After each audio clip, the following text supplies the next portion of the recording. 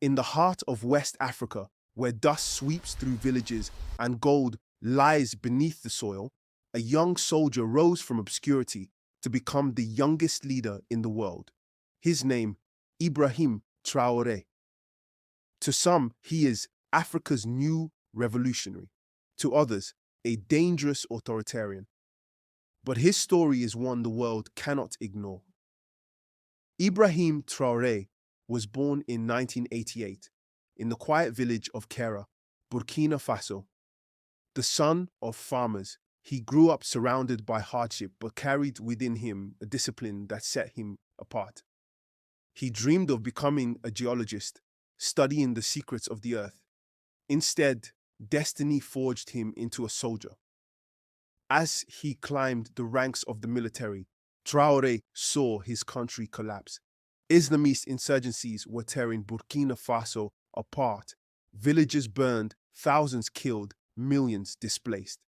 The government seemed powerless, foreign aid ineffective. For Traore, the tipping point had arrived. In September 2022, at just 34 years old, he led a daring coup. Soldiers stormed the capital, and in a single night, Ibrahim Traore seized power. Overnight, the young officer became the youngest head of state on earth. Some hailed him a savior, others a usurper. But to Africa's restless youth, he became a symbol of defiance.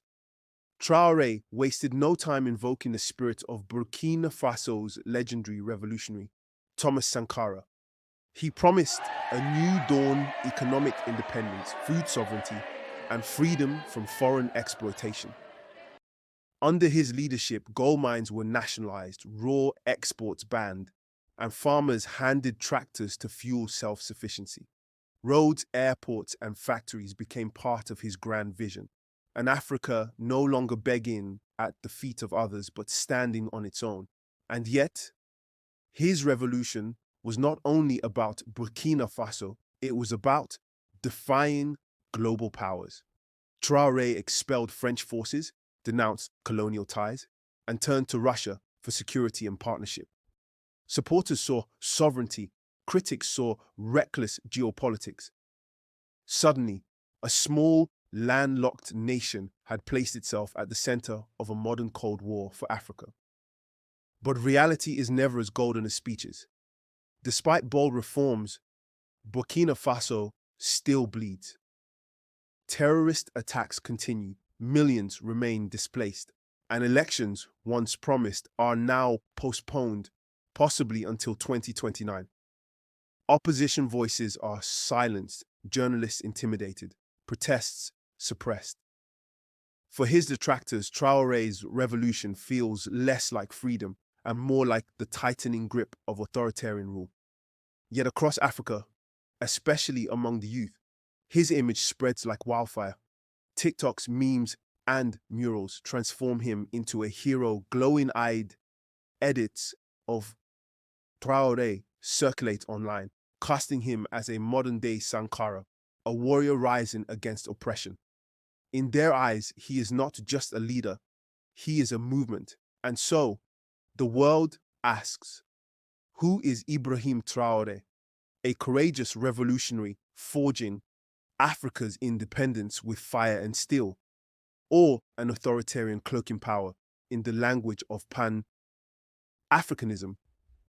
One thing is certain, his story is no longer just about Burkina Faso. It is about Africa's destiny, its struggles, and its fight to redefine itself in a world that's still underestimated. As history unfolds, the name Ibrahim Traore will either be remembered as the spark of a new African dawn or as the shadow of another unfulfilled revolution. This is Behind the Bubbles, and the world is watching. The story of Ibrahim Traore is still being written, a tale of courage, conflict, and the unshakable will of a young leader daring to change Africa's destiny. But what do you think? Is he the hero Africa has been waiting for, or just another chapter in a cycle of power? Greatness is never silent, and neither should you be. Share your thoughts in the comments. Give this video a like and subscribe to Behind the Bubbles.